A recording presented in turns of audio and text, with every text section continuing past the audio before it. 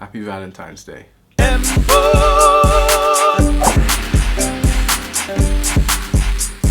Jack Zulu, Koolay Rockstar, and Scru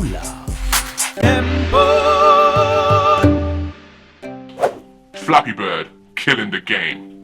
Flappy Bird. You know the game. It's on the iPhone and the Samsung and everything else. You just tap it and the bird just keeps jumping. Well, the media have always wanted to say that games kill people or lead people to kill people. They meant GTA and even Street Fighter, but not Flappy Bird. But yes, Flappy Bird has killed somebody. A 16-year-old boy named Gary Wright, killed his older brother Jabari Wright because he beat his score on Flappy Bird. A score of 6. Jabari beat Gary's score with a score of 17 and teased Gary about his score of 6. So Gary stabbed Jabari in the chest 17 times, referencing his score. What a bird. The game's not even that good. It's not worth getting that worked up about. It's literally just tapping the screen to make this dodgy little Tamagotchi looking bird go through pipes. I mean, come on. Your score wasn't even that good. You had every right to be made fun of. You had 6. You didn't even make double figures. 6. I should probably stop. You might come and kill me as well. See, now I can't take my own well seriously. Gary already knew that nobody gave a damn about him. His name was Gary, while his brother's name was Jabari. You see, you hear how different those sound? Here's a child dealing with serious inferiority complex, and he finally thought, yeah, my score is awesome, and his brother burst his bubble. So, say hello to Mr. Pointy Stick. Jabari Wright.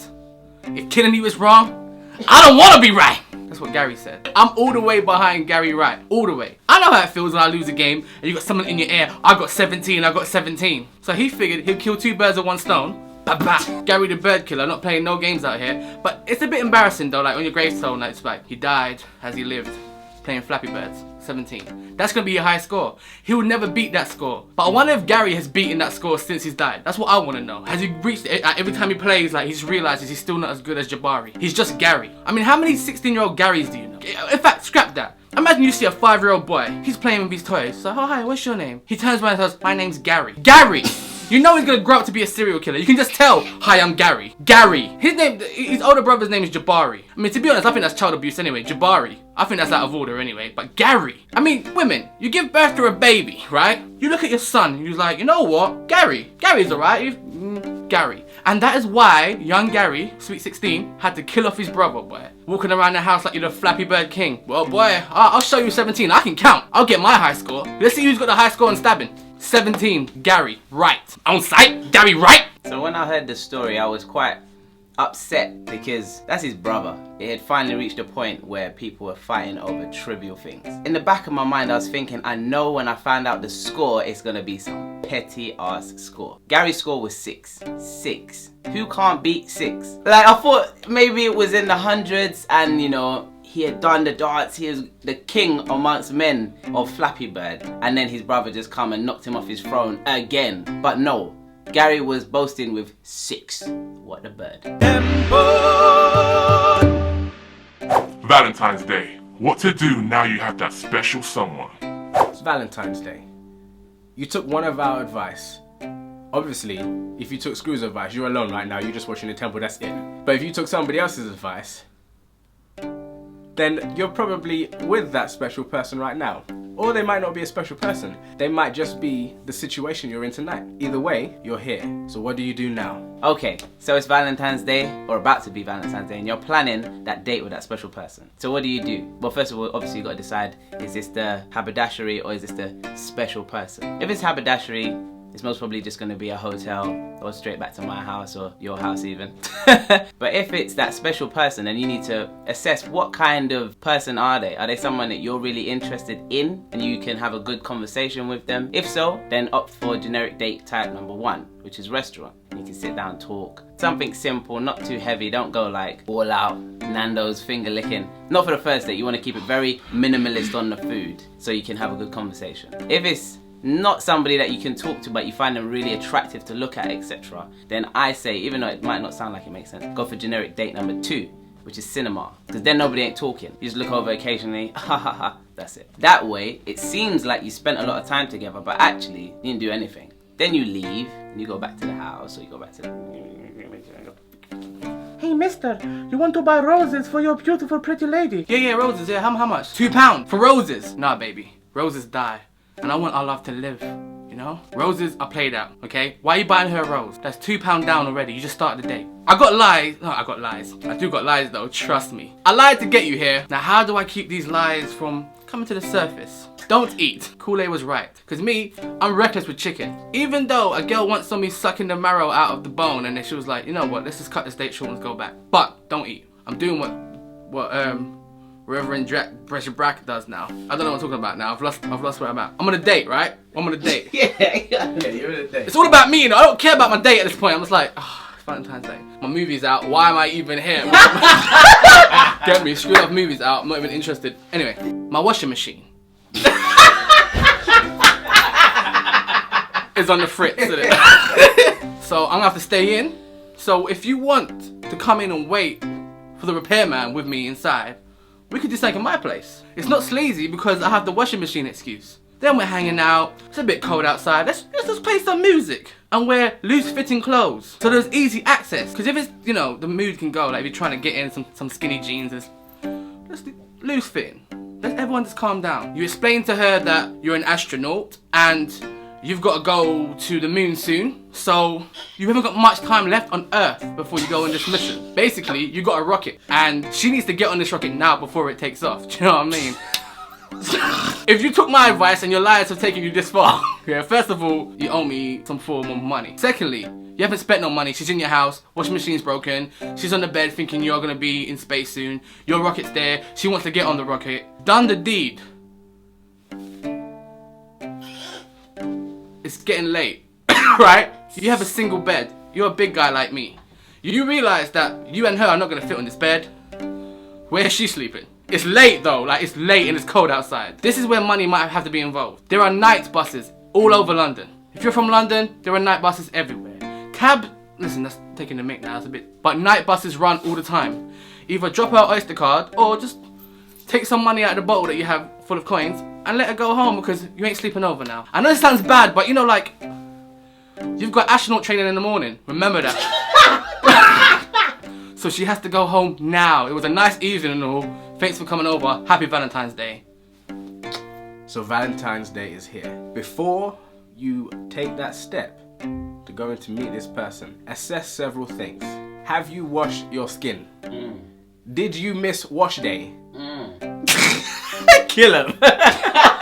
Because if you missed wash day, you need to sort that out. If you haven't bathed, don't take any part in the date. Have you booked the restaurant? Whichever one of you it is that's planning this out, have you booked the restaurant? Because let's not turn up and find that there's no table booked and now you can't get a seat. Also, while we're here on the subject of restaurant, can we just go back to the fact that Koolay mentioned Nando's in Going All Out.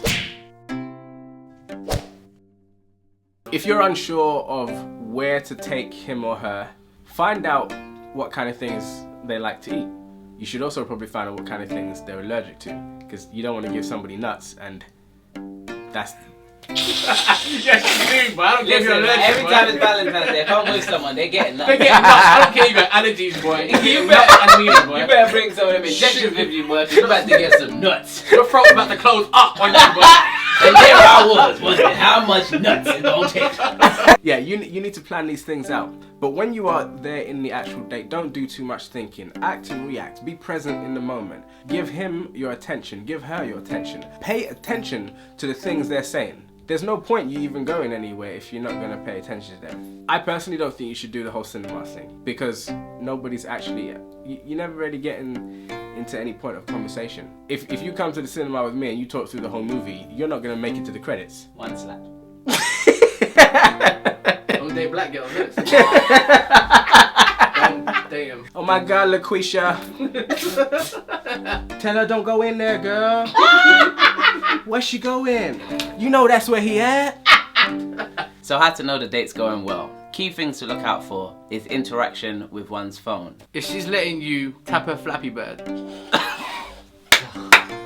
date is going well. If her phone is in her pocket or in her bag, actually most probably in her bag because girls don't have things that have pockets, then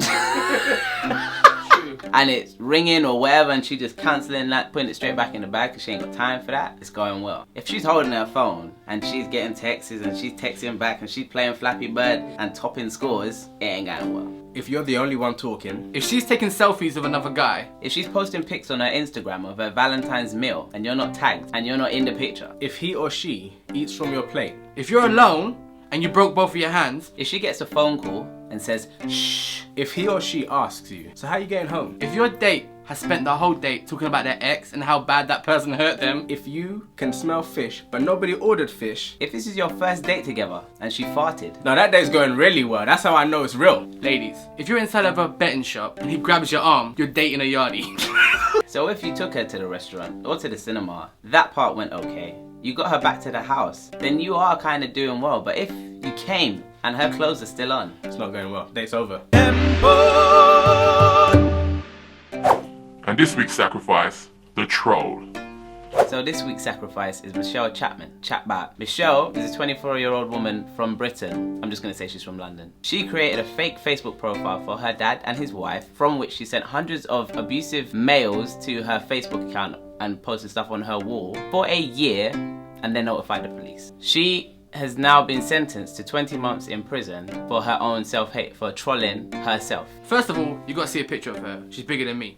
And with that said, Michelle Chapman, 24 stones years old, spent a whole year sending abusive messages and packed lunches to herself from her dad and his new woman. You know this girl also had a fake boyfriend somewhere and sent like fake messages. I love you, you're beautiful, you're not fat at all. Oh, thank you, Jeremy.